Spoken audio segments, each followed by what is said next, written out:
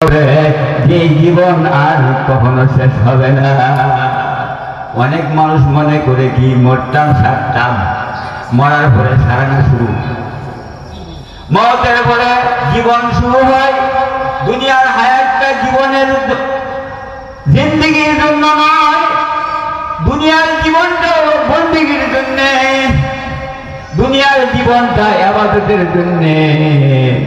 এই জন্য আল্লাহর এক ওলি লেখেন, আল্লাহর এক ওলি বলেন, শুনো মত কসম জাহে গাফেল একটা মেন জিন্দগি, মত কসম জাহে গাফেল একটা মেন জিন্দগি, দর হकीकत मौत को है একটা ডায়ের জিন্দগি।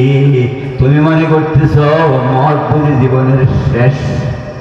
না না, মত জীবনের শেষ না, মৃত্যু জীবনের শেষ না, মৃত্যু হলো জীবনের শুরু। তোমাকে বিসমিল্লাহি ওয়া আলা মিল্লাতি রাসূলিল্লাহ বলে কবর রাখবে, তোমার জীবন শুরু হয়ে যাবে। এমন এক জীবন শুরু হবে আর কখনো শেষ হবে না। দুনিয়ার জীবনের শুরু আছে, শেষও আছে, আসেন নেই? আমার নবী, আপনার নবী বিশ্ব নবী বলেন, আমার উম্মতি, হে আমার উম্মতেরা শুনো, তোমাদের হায়াত হবে গড় হায়াত, সর্বোচ্চ হায়াত হবে গড় হায়াত 60 থেকে না 70। এই উম্মতের গড় হায়াত কত?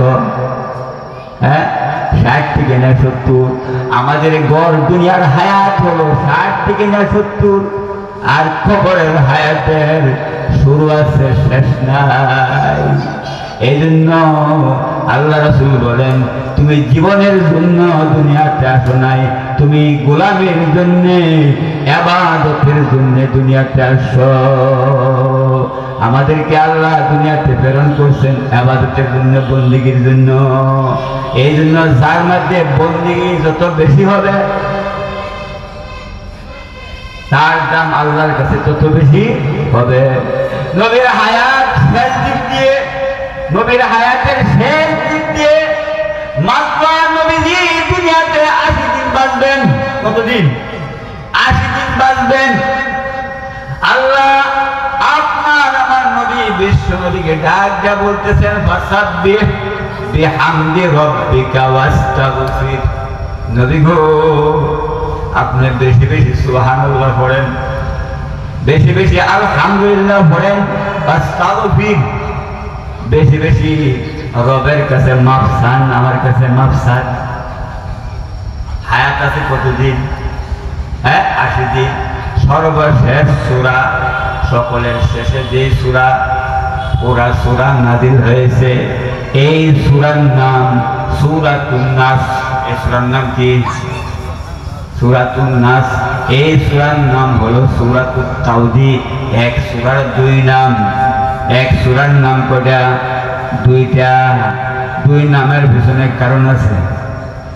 নাসুন শব্দ যেহেতু আছে, এই হিসাবে এই সূরার নাম সূরাতুন নাস।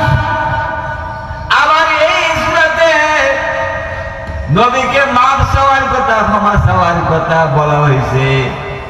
সূরার দ্বারা, আয়াতের দ্বারা বোঝা যায়, আয়াতের সূরার শেষের আয়াত আস্তাগফিরহু ইন্নাহু কানা তাওয়াবা।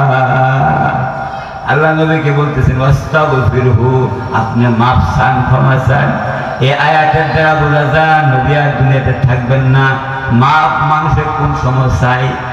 যখন কোনো জায়গা থেকে বিদায় নেয়। ইমাম সাহেব 10 বছর যাবৎ ইমামতি করতেছে, এখন বাড়িতে চলে যাবেন, আর চাকরি করবেন না। মুসল্লিদের সামনে দাঁড়ায় বলে, আল্লাহর ওয়াস্তে আমাকে ক্ষমা করে দিবেন, আমি আপনাদের কাছে ক্ষমা চাই। দীর্ঘদিন যাবৎ আপনাদের কাছে ছিলাম, ইমামতি করেছি, দায়িত্বের ত্রুটি হয়েছে, অনেক সময় কথাবার্তায় কষ্ট পেয়েছেন, আল্লাহর ওয়াস্তে মাফ করে দিবেন, আমি আর থাকবো না, আমি আর হয়নি, বিদায় নেওয়ার টাইমে মাফ চাই। এই আয়াত, এই সূরা নাযিল হওয়ার পর সাহাবায়ে কেরামদের মধ্যে দুইটা দল হয়ে গেছে। এক দল বড় খুশি, বড় আনন্দিত। কেন খুশি, কেন আনন্দিত? আল্লাহ বলতে বলতেছেন আল্লাহ সাহায্য করবেন। আল্লাহ কি করবেন? সাহায্য করবেন। যে সমস্ত নিজের সন্তান সন্ততি ছেড়ে মদিনা চলে গেছেন, তাদের মক্কার কথা স্মরণ করে কান্দে, হাইরে কোন সময় মক্কাতে আসবো, কোন সময় জন্মভূমিতে আসবো, কোন সময় মাতৃভূমিতে আসবো, মক্কা কখন আমাদের হাতে আসবে, মক্কা বিজয় কখন হবে। আল্লাহ আয়াত নাযিল করে বলতেছেন মক্কা বিজয় একেবারে সন্নিকটে, মক্কা তোমাদের হাতে আসবে, মক্কার ক্ষমতা তোমাদের হাতে আসতেছে। এই সুসংবাদ পাইয়া সাহাবায়ে কেরাম বড় খুশি। কারণ জন্মভূমিতে আসবেন, মাতৃভূমিতে আসবেন, দীর্ঘদিন পর্যন্ত যদি বাড়ি ছাড়া থাকেন, 10-20 বছর যদি বাড়ি ছাড়া থাকেন, আর যদি এরকম সুবর্ণ সুযোগ আছে, ক্ষমতা যদি আপনাদের হাতে চলে আসে যে আপনারা বাড়িতে ফিরে আসবেন, এই দেশের এই এলাকার নেতৃত্ব আপনারা দিবেন, এই সুসংবাদটা পাইলে আপনারা খুশি হইবেননি? দীর্ঘদিন পর্যন্ত নবী আলাইহিস সালাম সাহাবায়ে কেরামদেরকে নিয়ে বাড়ি ছাড়া, এবার আল্লাহ বলতেছেন মক্কার ক্ষমতা তোমাদের হাতে আসবে, মক্কার নেতৃত্ব তোমরা দিবে, তোমরা তোমাদের বাড়িতে চলে আসবে। এই সুসংবাদ পায় সাহাবায়ে কেরাম খুশি। আব্দুল্লাহ ইবনে আব্বাস রইসুল মুফাসসিরিন কান্না আরম্ভ করছেন, হে নবীর সাহাবীরা তোমরা তো খুশি, বাড়িতে ফিরে যাবে, মক্কার ক্ষমতা তোমাদের হাতে আসবে, তোমাদের দেশে তোমরা চলে যাবে, এই জন্য খুশি। খবর আছে নি আল্লাহ বলতেছেন ওয়াস্তাগফিরহু, মাফসান মাফসান, ক্ষমাসান। এই আয়াত দ্বারা বোঝা যায় নবী আর দুনিয়াতে থাকবেন না। এই জন্য আব্দুল্লাহ ইবনে আব্বাস কান্না আরম্ভ করছেন। এই আব্দুল্লাহ ইবনে আব্বাসের কারণে অন্যান্য সাহাবায়ে কেরাম কান্না করতেছেন। রব বলতেছেন ওয়াস্তাগফিরহু, মাফসান ক্ষমাসান। আয়াত দ্বারা বোঝা যায় আর নবীজি দুনিয়াতে থাকবেন না। যার কারণে বাড়িঘর ছাড়লাম, যার মহব্বতে এতিম করলাম সন্তানকে, নারীকে বিবিকে তালাক দিলাম, সব কিছু বর্জন করলাম, তিনি থাকবেন না। এই জন্য সাহাবায়ে কেরামদের একদল কান্না আরম্ভ করছেন।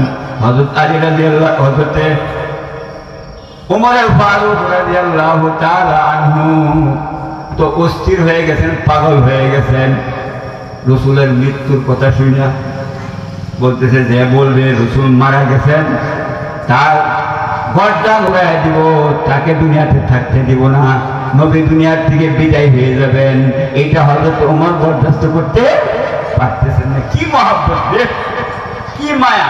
এই আয়াত যখন নাযিল হয়ে গেছে, আম্মা জান আয়েশা রাদিয়াল্লাহু তাআলা আনহা বলেন নবীকে তিনটা আমলের কথা রব বলেছেন, আল্লাহ বলেছেন। কি? সুবহানাল্লাহ, আলহামদুলিল্লাহ, আস্তাগফিরুল্লাহ ওয়া আতুবু ইলাইহি।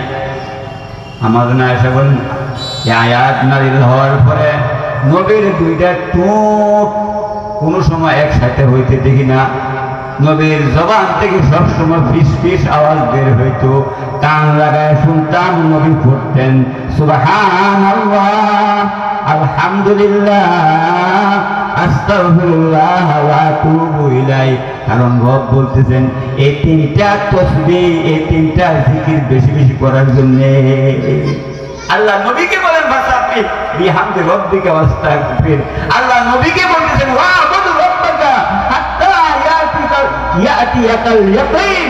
মৃত্যু আসার আগ পর্যন্ত তুমি রবের গোলামি করতে থাকো, ইবাদত বন্দেগী করতে থাকো। আমার ভাইরা, আল্লাহ পাকের কাছে দাবি হইতে গেলে একমাত্র ইবাদত বন্দেগী লাগবে, আল্লাহ কিন্তু আর কিছু দেখবেন না, গোলামি লাগবে।